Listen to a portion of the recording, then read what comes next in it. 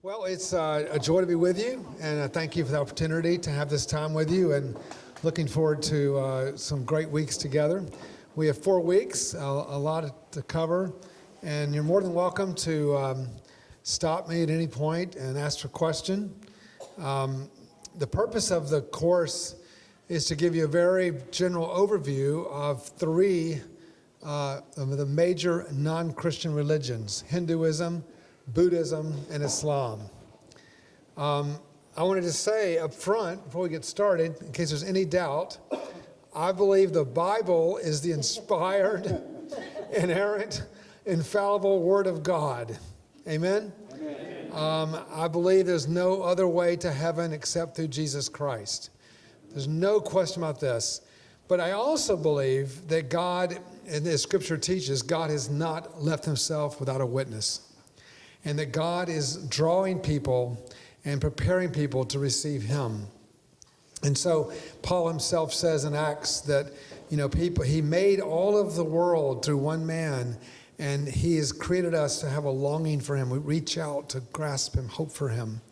And so the gospel, whenever we go into I worked in Hindu villages in North India.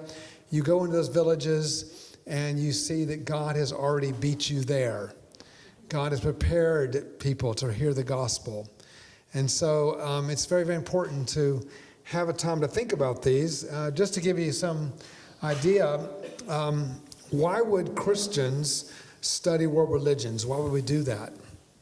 There are many, many reasons, but first of all, it's so important to know religions if you're going to be an effective witness of the gospel to that person.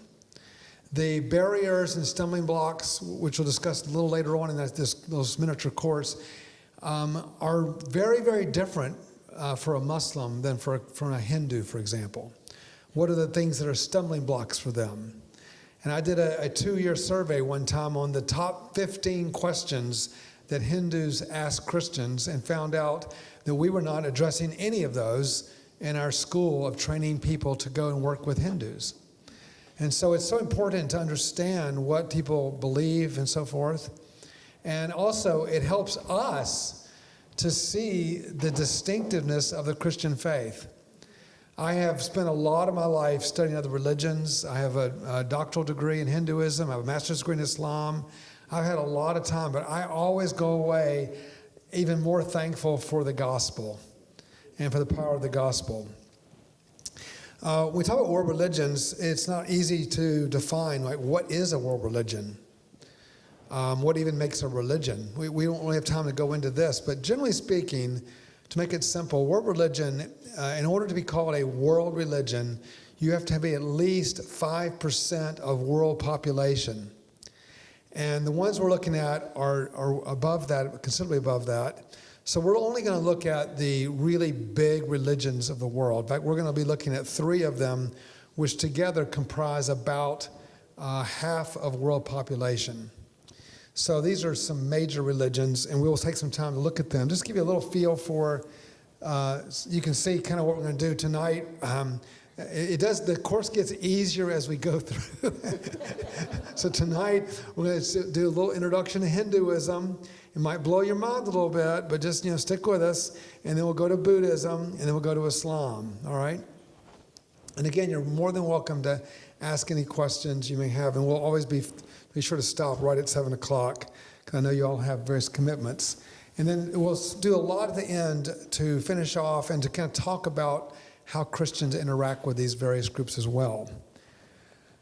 You can't look at these numbers from there, but this gives you a chart of like the growth of religions over time and where we stand. Essentially what that tells you is that we have 2.1 billion Muslims in the world today.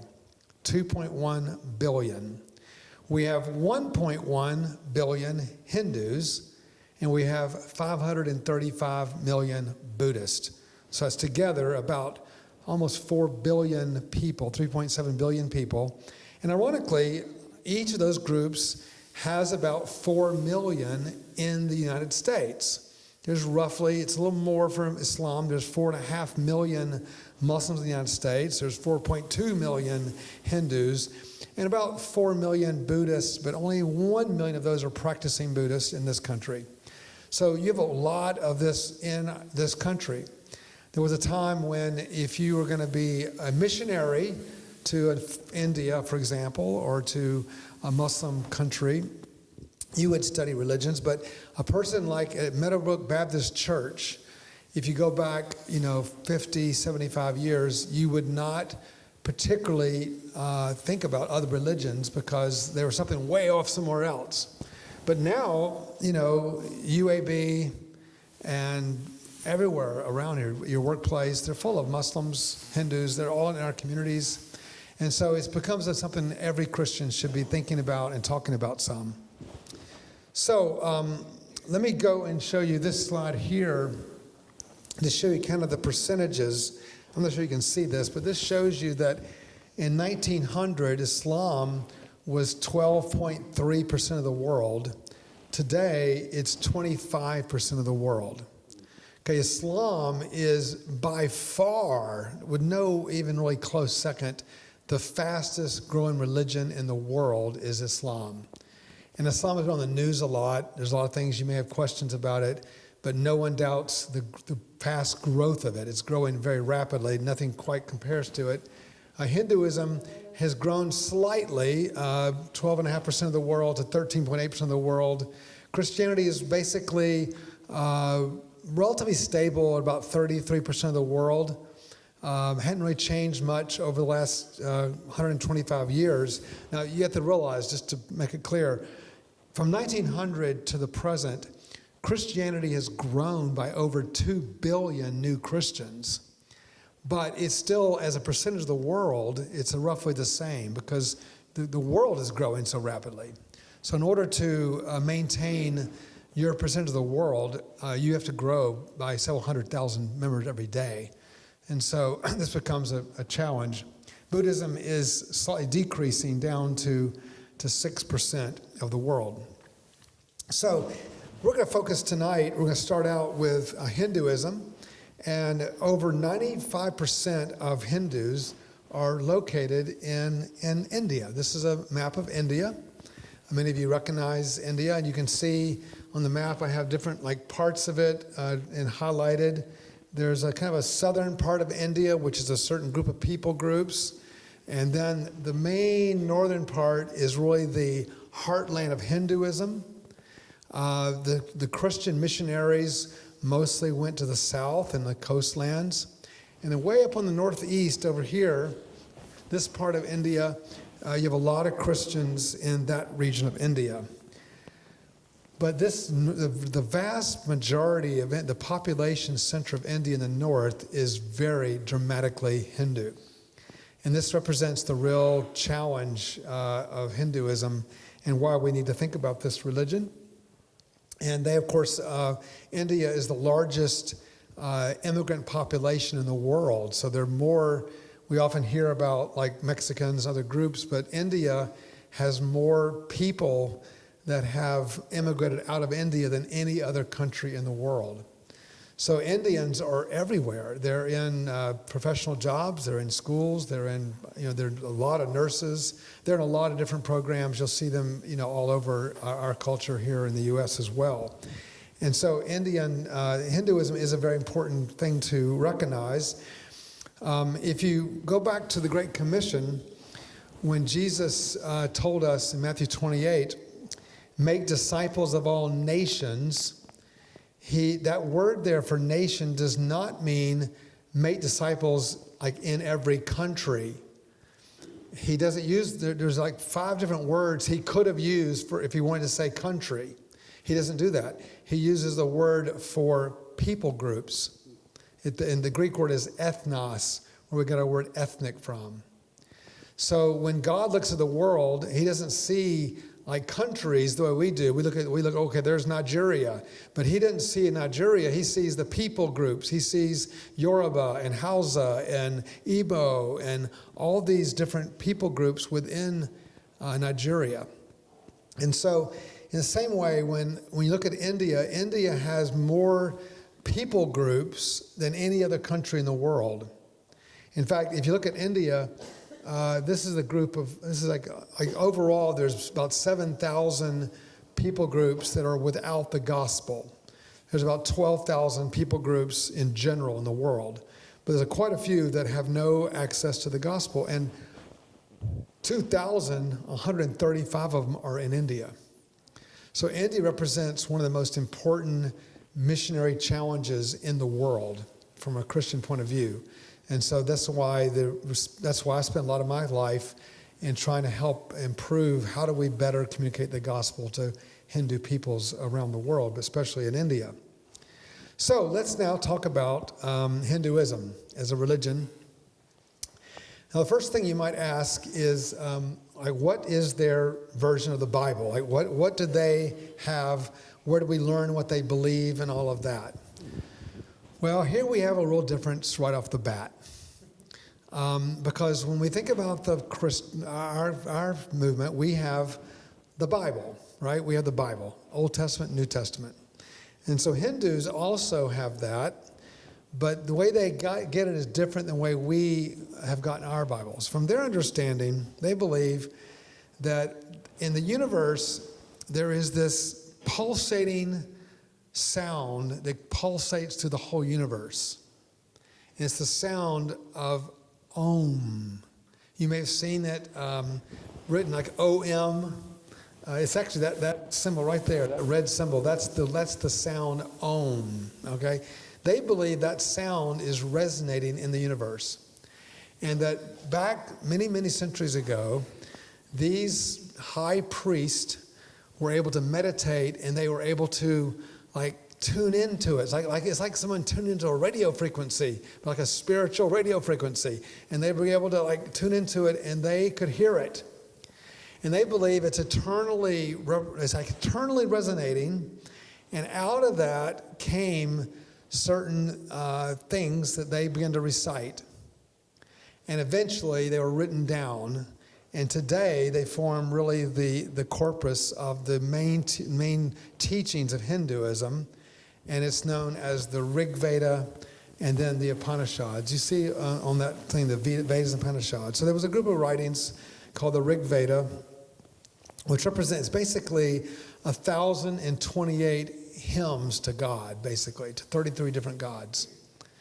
But then eventually they add on these appendices to it called the Upanishads, which is a big book. There's 18 of those. And they are philosophical reflections about the nature of reality and what things they believe. So even though there's a lot of books out there I won't go into, the most basic books are the Rig Veda and the Upanishads. That is like the most basic sacred text, as you were, for Hinduism. But they don't believe that anybody like Paul writing a letter to the Corinthians, they don't believe it had an origin like that. They believe it's eternally resonating and they just reheard it. So their highest scriptures are called, the term they use for it is the term Shruti, which means that which is heard. Okay, so they hear it. So that's the first thing that's a big difference in terms of how we understand Revelation. But then in that earliest book, Rig Veda, it talks about the creation of the world. And once again, there's another big difference. We believe, the Bible teaches, that in the beginning, God created the heavens and the earth, right? That's a beginning point. God said, let there be light. And the whole thing goes out from there. Okay, so we understand, the Bible teaches, that history is a linear line that has a beginning and it goes on, and there's things that happen with Israel, and eventually Christ comes and so forth, and here we are today. And at some point, Christ will come back, and the world, as we know it, will be over, and we'll be united with Christ for all eternity. Okay, that involves a lot of assumptions about the nature of history and how things unfold, and that creation has a beginning, all of that. Hinduism does not believe any of that. All that I just said, they don't believe any of that. So they have many, many different creation stories because they believe creation is in a big cycle. And it turns, and at some point it dissolves, and then it starts all over again. And then it dissolves, it goes all over again. So you have multiple creation stories. And in their Vedic texts, they believe that one of the ways when God creates the world, He creates the world. So in the Bible, we're created in the image of God. And so all of us have the ability to love God and to, our ability to grow, learn, be educated. That's all part of a Christian worldview. It's a very important part of our worldview. The Hindus believe that when God created the world, He created people from different parts of His own body. So basically, God dismembers Himself and He becomes the universe. He becomes people. So some people He makes from His head, some He makes from His shoulders, some He makes from His thighs, some He makes from His feet. All right, so that means people are actually come out of different parts of the human body. So the Hindus believe that your body starts out at the very highest point, like your body, where your mind is. This is where things are the purest. Your thinking, that's the highest part of your body. And you get down lower in your body. This is where you have your strength in your arms. You can do things, you can build things, all that. And you get down to the lower part, anything below your navel is considered dirty.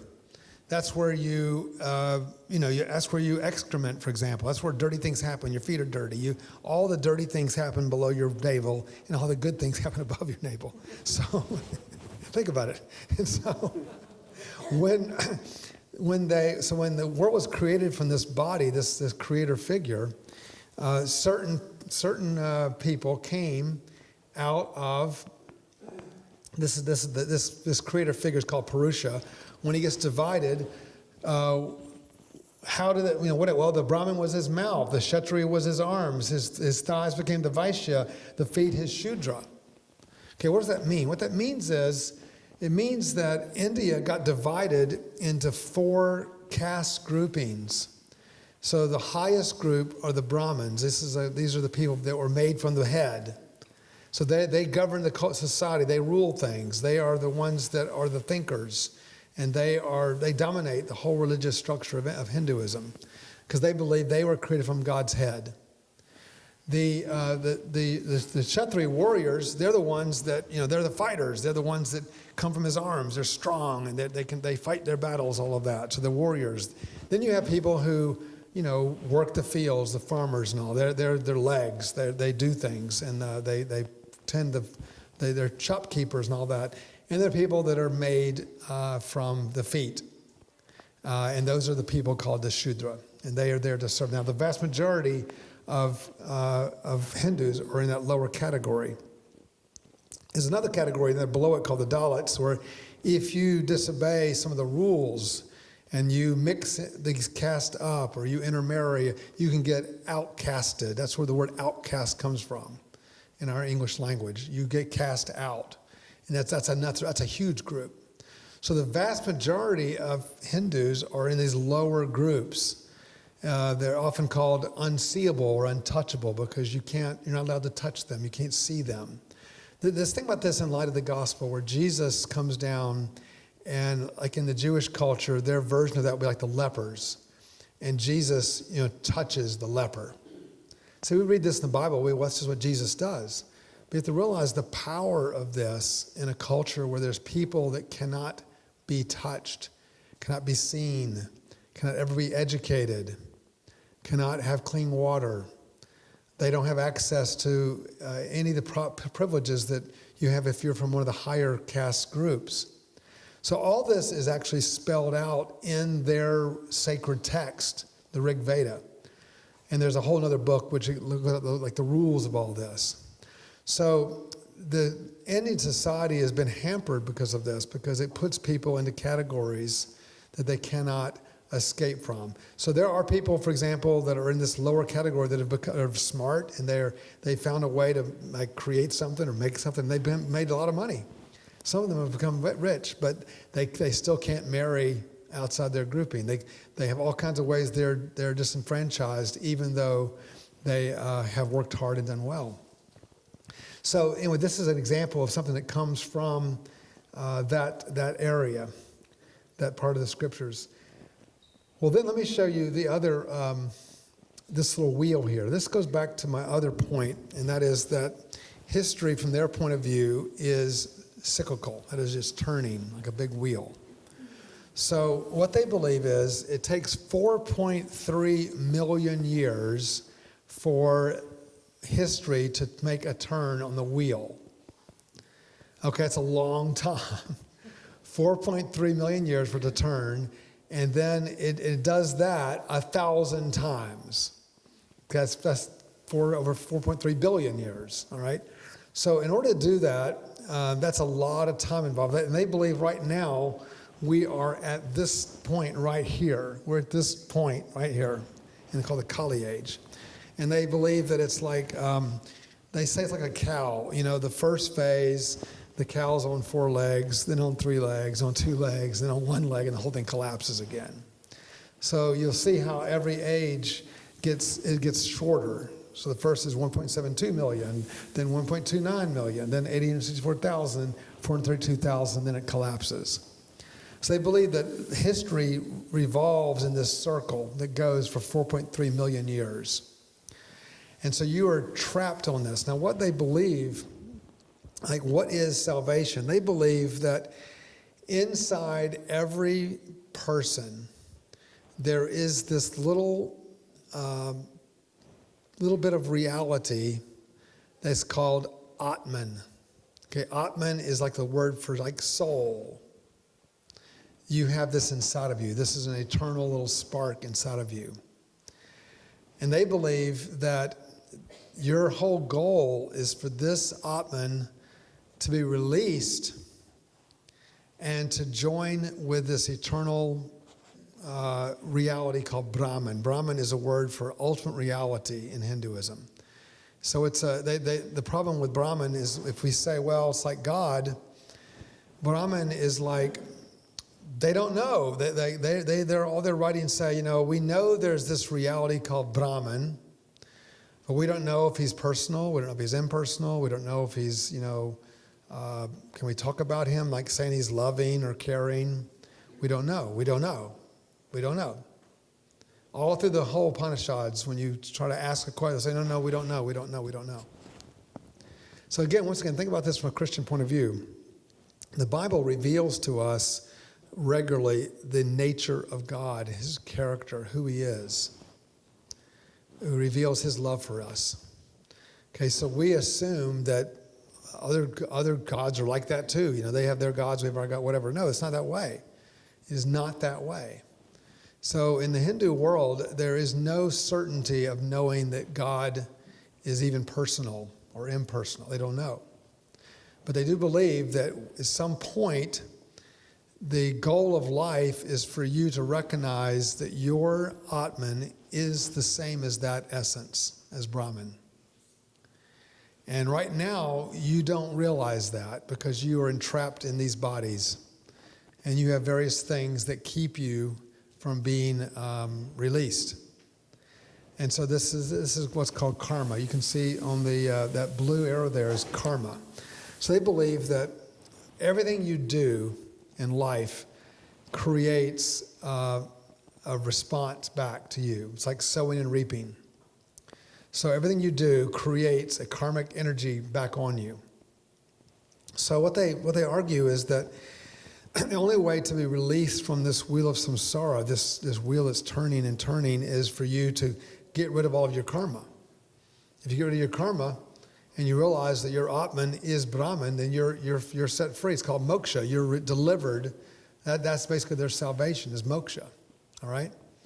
Now, when we talk sowing and reaping, when we talk about sowing, the Bible talks about, like Galatians, sowing and reaping, but this is not that. This is like, for example, I'll give you an example.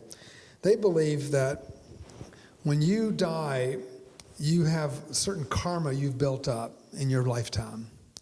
So when you die, rather than like in the Christian worldview, you die and you go to heaven, here in the Christian world, in the Hindu worldview, when you die, your Atman will transmigrate to another body as long as you have karma, and you'll live another life and another life and another life. So when Christians say, you know, you must be born again, they're like, no, I don't want to be born again. It's like the worst possible thing for a Hindu because they're trying to not be born again. So in the West, we call this reincarnation is the term we use for this. But they call this the transmigration of souls. That your Atman migrates from place to place to place. So if you're trapped in this body, it's because you're trapped by your karma. And the goal is to get rid of this karma. And that's done through various ways, go on pilgrimages and, obeying certain laws that they have. And every lifetime you can be delivered from your bad karma, and you can eventually be set free from this life and join. Some religions have a more negative view of life, some more positive view. So Hinduism is considered to be a negative view of life. They believe life is a trap and trying to get out of that trap. So essentially, that's the process of Hinduism, is helping someone to get rid of this karmic debt and then be reunited with Brahman. That's the gist of the whole thing. So the Upanishads calls people to meditate and to realize their identity with Brahman and ultimately, hopefully, be reunited with Brahman. That's their goal. And so Hinduism has endless structures set up in order for that to happen, in order for you to improve your karmic state. And even in the Western world today, you hear young people talk a lot about, karma, a very popular topic among young people today. You'll see that Om symbol that we showed you earlier on many, many different people's arms and legs tattooed. It's a very popular thing to be tattooed. It is not a good idea to have Om tattooed to your body. In fact, and when in India, because when Hindus have children, they often will tattoo that symbol on their arms. It's very common in North India where we worked. And so when people came to Christ, they'd want to get that tattoo off. And it's very hard to get tattoos off your body. Very difficult and painful. And so we basically taught them to use it as a testimony, and we gave them ways to take it and make a story out of it and explain how they came to Christ. But it's very, very difficult. But Hindus are part of Hinduism is to get people released from this wheel of samsara. Now, what I want to show you, that what you've just heard was essentially what's called the philosophical Hinduism. Okay, so there's a whole bunch of Hindus that are focused on that, on the philosophy behind that, the real nature of existence. It's a very, very, these are significant philosophical thinkers behind the whole thing, and they're well known and throughout history. But think about it, the average person out there wants to have a relationship with God. The average person wants to feel like they're known by God. The average person wants to feel like they have some way to relate to God. So what happened was, around the time of Christ, there developed a movement which is called devotional Hinduism, where certain gods and goddesses would be worshipped in India, and they would help you to focus your worship and help you to experience more of the presence of their spiritual life. And so what you have in India today is essentially Christianity is divided between Roman Catholics and Protestants and Orthodox, that kind of thing. And so in the same way, Hinduism has two major divisions within it. And essentially, Hindu is developed between those who worship a god named Vishnu and those who worship a god named Shiva. So the Vaishnavites are those who worship Vishnu, and the Shaivites, those who worship Shiva. And these three gods on top, Brahma, Vishnu, and Shiva, these are the three major deities of Hinduism. They're called the Trimurti. It means the three faces of God, Brahma, Vishnu, and Shiva. Now, Brahma is kind of a creator god. He's kind of the background of everything. but the practices are focused on Vishnu and Shiva. So generally speaking, if you were to go to India today and you were to talk to to a Hindu and ask them, well, tell me, who do you belong to? How do you worship? Whatever. They're going to tell you they're either a Vishnavite or a Shivite. So what does that mean? Well, I'll show you what it means. This is the god Vishnu right here. This god is very, very powerful and widely worshipped in India, this particular deity. Now, you'll notice a couple of things about this deity. First of all, he looks blue. Okay, a slight blue tone. That's a very, very common among deified figures in India. These guys have a little blue tone. There's reasons for that, which we won't go into. You also may notice that he has 4 arms. Okay, it's very, very common when Hindus portray their gods to show them with 4 arms rather than 2 arms. They're trying to show that they're bigger than life. They're a god, right? So they have 4 arms, and what they do is they'll have certain things in their hand because they have 4 arms. They can have 4 things in their hand, right? So these 4 things in their hand are very powerful symbols for them that shows you the power of that God. So remember, for example, we told you earlier about this wheel, right? This wheel that turns around and takes, these million years for it to turn around. That wheel is called the wheel of samsara. Okay, that's the wheel of time, the wheel of life. So you'll notice this deity has this little wheel right here. Okay, that is the wheel of samsara. So that's their way of saying that this deity controls all of life and time. Controls this wheel. So that's a very, very powerful symbol. Over on this side, he has, this is like a conch shell type thing. And if you blow it, it gives that sound, that om sound. They say that he controls that mantra. It's a sacred sound that we already talked about that they believe is the source of all knowledge. So he has that in his hand. And then he has, in this hand here, this is like a mace. This is like what a king would carry. This is like a symbol of authority and power and all that. And then on his palm, you probably can't see it, but he has, again, that Om symbol that represents that most basic mantra in Hinduism. So this particular deity has, very, very powerful figure. And the way it works in Hinduism is that this God is so powerful that every so often when things get bad on the earth, like things get really ground down and people are not living right, he will send down an incarnation of himself. Okay, so in the Christian gospel, of course, it's about, God in history sent Jesus Christ as the incarnation of God. Okay, for us, it's a one-time thing that happened in history. In Hinduism, it's a regular thing. It happens all the time.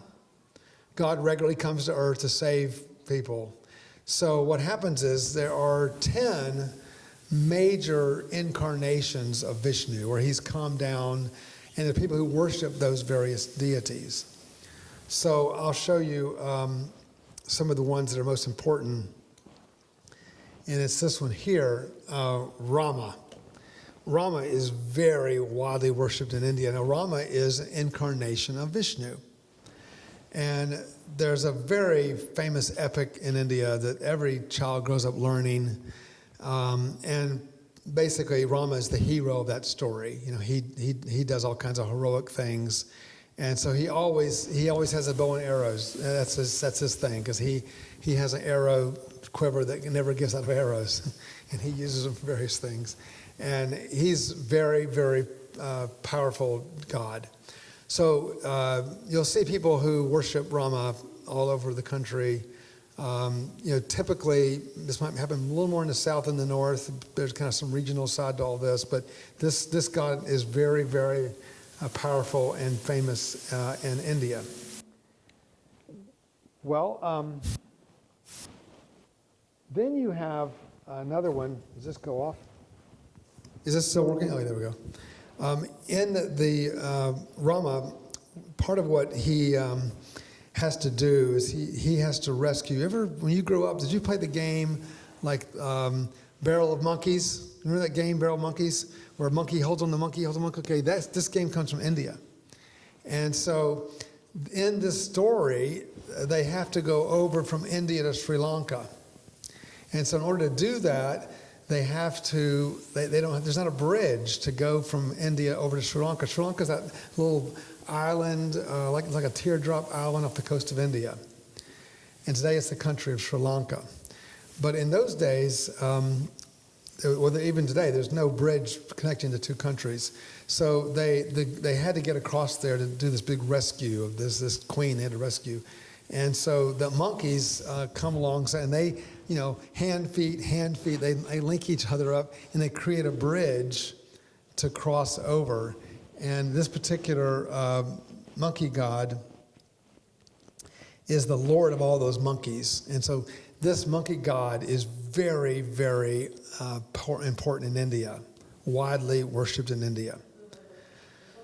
So the point, once again, is these are things that I know is hard to imagine because, for us, these are faraway things. But, of course, there are temples here in Birmingham. But if you go to India and you were to drop somebody down into, like, any village, any city, these temples are everywhere to these deities. These are the gods they worshipped. In fact, this particular Hanuman has written right here in his palm. This is Sanskrit. It says Jaya Shri Rama. It means victory to Lord Rama.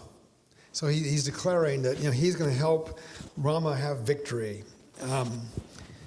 So there's some examples. I'm not going to all 10 of them. These are like three of the big ones connected to Vishnu, both Vishnu and then Rama and then his loyal supporter.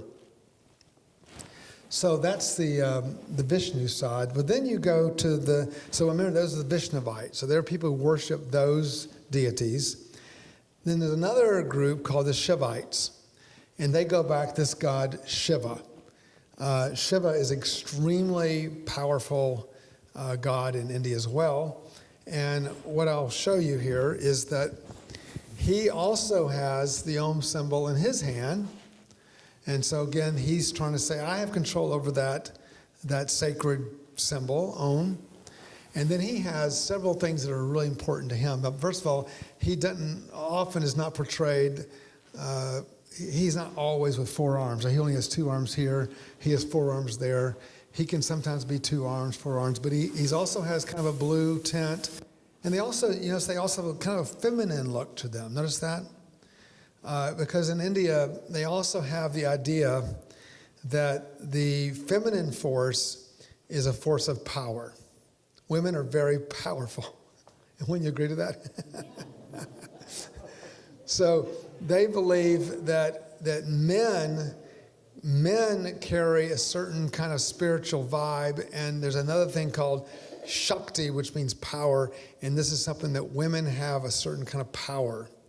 And so these gods are trying to also hold that feminine power side. So all the femininity in the gods is about power, actually, it sounds counterintuitive, but that's the way it works. Anyway, so there is that. And then he has this little thing stream out of his head, and there's a little figure there in his head, and this is streaming out. I don't know if you can see it here, but it's coming out there too, but you can't really see it well. But that is the Ganges River. So the Ganges River is a really famous river in India. And there's 3 rivers especially that are like super important. And if you dip in those rivers, your karma can be released. You can get closer to moksha. And so whoever controls the river is very, very powerful. So he controls the Ganges River, which is in the north of India. So these gods have that there. And then he has, right here, he always has to have this. This is a little drum. You ever seen these drums that have 2 sides and you go, and it has a little string on it, and it'll beat both of the drum heads? That's called a damaru. And again, those drums are part of what brings up the sacred sound. They get back to these mantras they believe in. So there is that. So you have the Damaru, you have the Ganges River, and then you have in this hand over here, you got this. I think we call it in our culture, we call this a trident. It means a three-pointed sword, a spear, and they call it a trishul.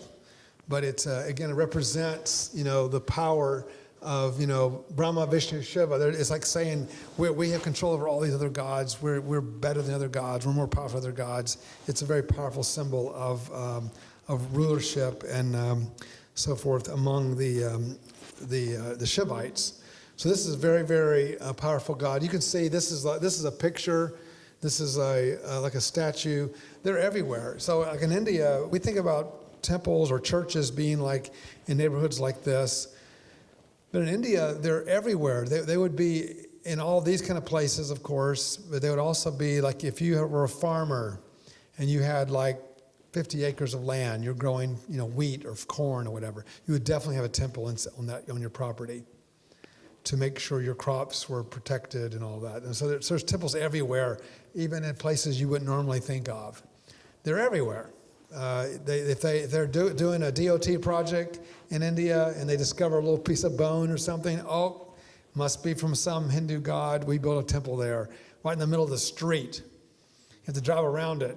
These are very common things in India because these gods have a lot of power and people orient their lives around them. Well, then Shiva, I showed you this here, this is form one, main form. Because another form is that part of their belief is that there's nothing more powerful or than the human act of the human sexual act is very powerful because it creates life, right? So they believe that their God is the one that is responsible for the creation of the world. Remember we talked about that big wheel. They believe that Shiva is the one that gets the whole thing started, and at the end, he's the one that destroys it. So his other big form is, going the wrong direction, is this one, which is called a Shiva Lingam. These are also everywhere in India. Now what this is, it's hard to see it really, but this is like an erect male sexual organ. This is a female, they call it a yoni, they call it a womb. And basically it's a symbol of the sexual act. And this is widely worshipped and regarded in India as a source of power that creates life. They're everywhere in India. And then this is the third form where this is the same Shiva. He has the Damaru and has the same things in his arms, but he's in this dancing form. And this is where he, when he dances and creates the universe or goes into like a dancing mode, and that's what creates the universe. And he's dancing over this demon that's a demon of ignorance. So when we were doing church planting in India, we were really struck by the fact that we would go into villages that are very impoverished, and we would preach the gospel, and then in due course of time, people would come to the Lord. And we would inevitably get accused by the Hindus that we were paying people to come to Christ. Well, this is the number one charges that Christians get. Oh, you pay people and they become Christians. Well, no, we didn't pay anybody. I was very much involved with the ministry on the inside. I knew we were not giving any money to anybody. We weren't even doing like social ministry type help. We just they came to Christ. But their communities were improving. So when we went there, they had like grassroots houses with grass roofs. And next thing you know, they had like tile roofs, and the thing used to be just full of trash, and then suddenly it was all clean. Okay, well, what happened was when people came to Christ, and even we were like, gosh, this is like amazing. Like, what is it, And they would say, well, because before, the Hindu priests, they call them pujaris, they all come around and they go, got to have money for this or that and the other. And so we were constantly fleeced for money. Well, when the gospel came, they could use their money for their own families. help their children, help their, put a roof on their house. I mean, the stuff that you do in your home. This is all part of a Christian worldview. God blesses you and gives you your mind to think and to plan and to care for. In Hinduism, they want to take it all away from you. So, for example, we are working in a place called Haridwar, which is it means the mouth of God. It's a place where the Ganges River first hits the plains. It's a big pilgrimage spot. And we work in some very, very rural areas. And they were impoverished. But they went around, these Hindus went around to these people and they built. I watched this happen because it was not there. I mean, this wasn't there. I mean, when it was there, okay, because we work very close to this place. This is in Haridwar. This is a massive, this is like in the Bible where you have, they build that thing to Nebuchadnezzar, the big, huge statue in the book of Daniel.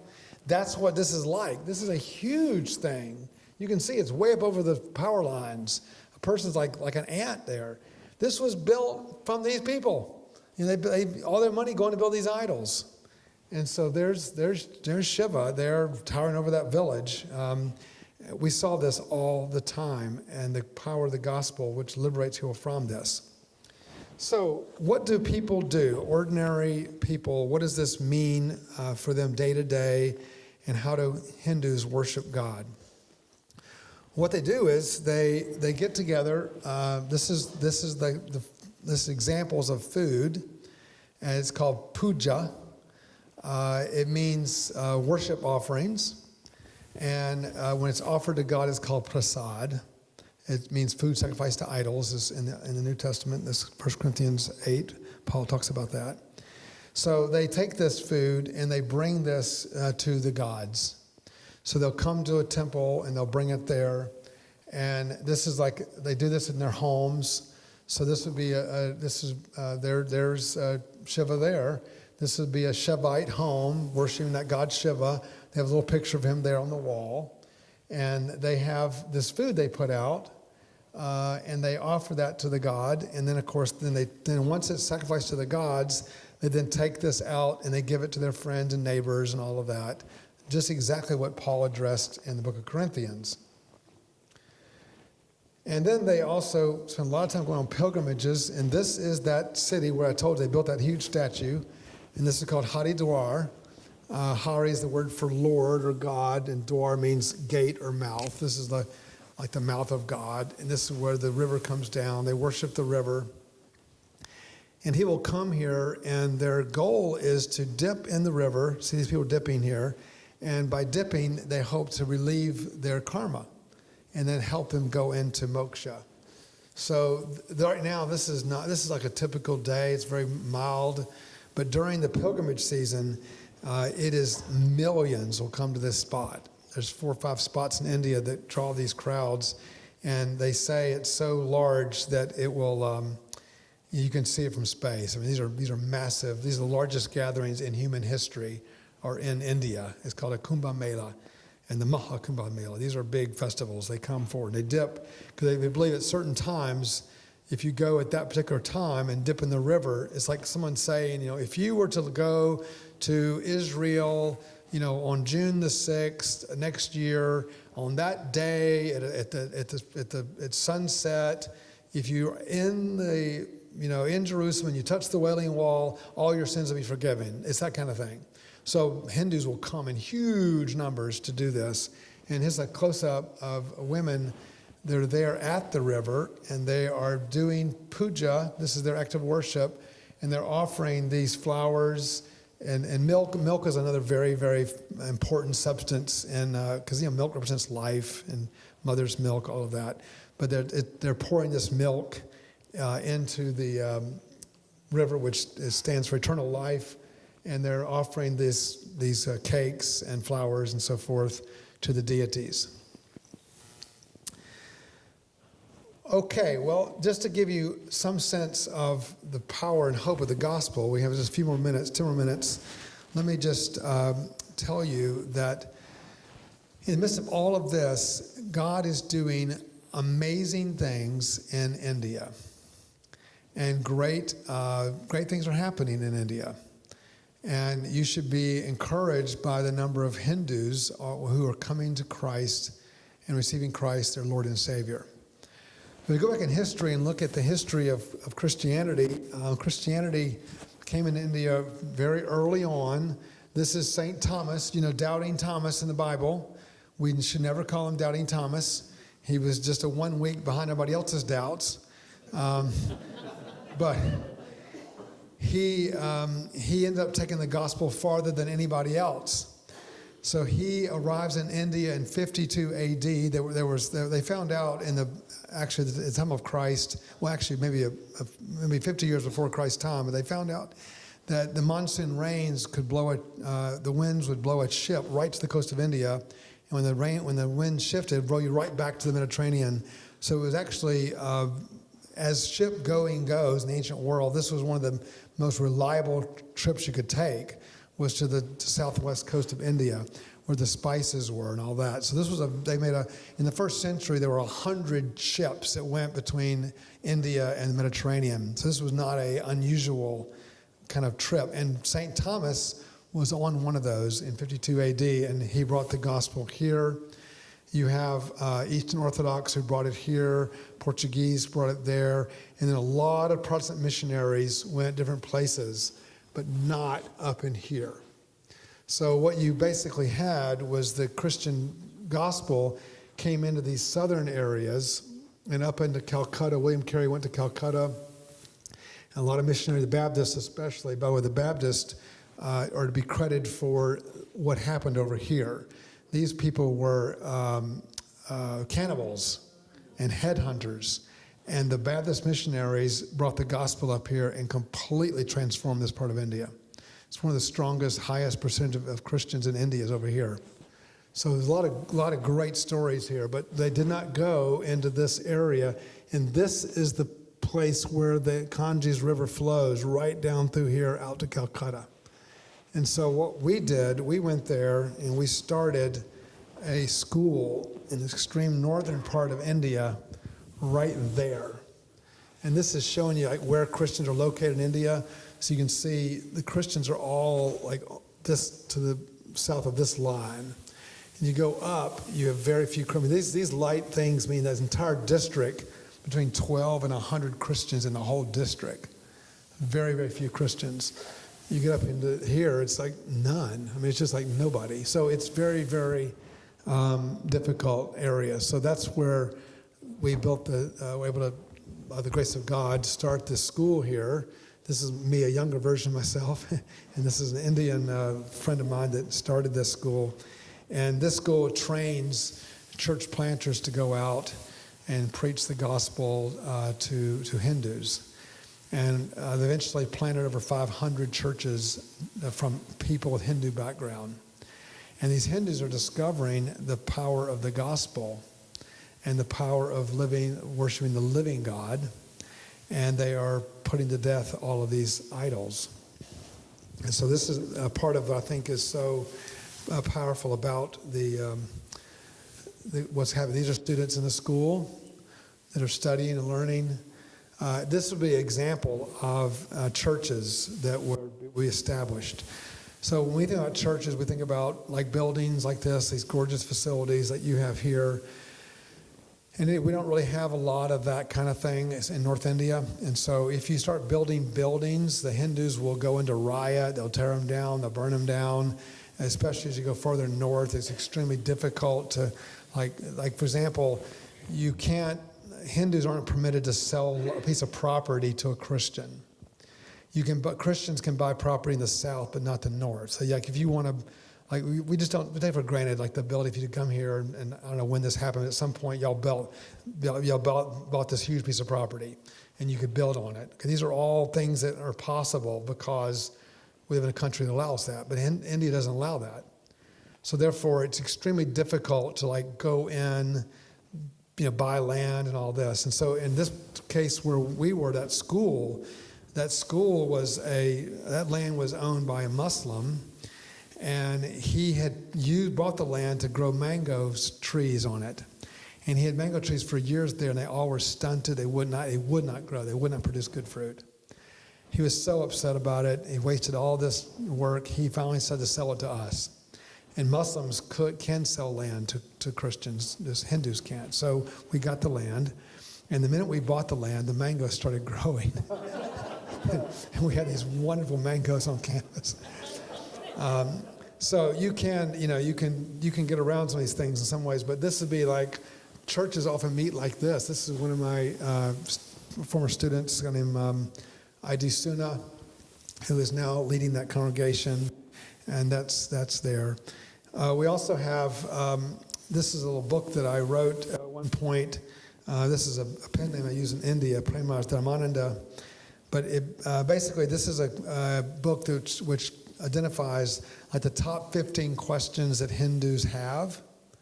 And it seeks to answer those questions and explain the gospel to them in light of that. Because the kind of things they hear about Christianity, they don't understand them. They have questions they don't have, etc. And so in India, if I had a book like this, it was entitled "Your Question Or Answer" by Timothy Tenet, it would not be read by a Hindu because they don't want to hear what anybody from the West has to say about anything. But if in India you're named after your god, that's how your names are working in India. You're named after your god that you worship.